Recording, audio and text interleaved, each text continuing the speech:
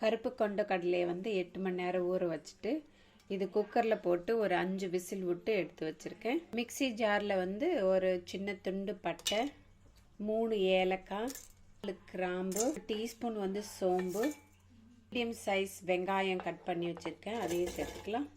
4 medium size தக்காளி cut பண்ணி வச்சுருக்கேன், அதையும் சேர்த்து வந்து நல்லா கொரகொரப்பாக அரைச்சிட்டு எடுத்துகிட்டு வந்துடலாம்.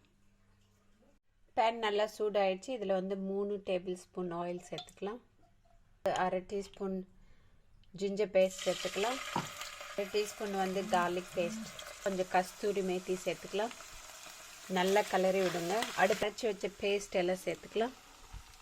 மீடியம் ஃப்ளேமில் வச்சுட்டு நல்லா கலரி விடுங்க. தேவையான அளவு உப்பு சேர்த்துக்கலாம். பாருங்க நல்லா சுண்டி வந்துருச்சு. தேவையான அளவு சில்லி பவுடர் சேர்த்துக்கலாம். 1 டீஸ்பூன் வந்து கொத்தமல்லி பவுடரும் சேர்த்துக்கலாம். சேர்த்துட்டு நல்லா கலரி விடுங்க. வேக வச்ச கொண்ட கடலையும் சேர்த்துக்கலாம். இல்லை லிட்டை போட்டு நல்லா கொதிக்க விடலாம்.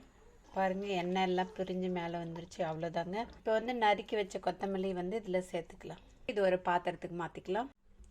சூப்பரான சன்னா மசாலா ரெடி. இந்த ரெசிபி பிடிச்சிருந்தா நீங்களும் வீட்டில் ட்ரை பண்ணி பாருங்கள்.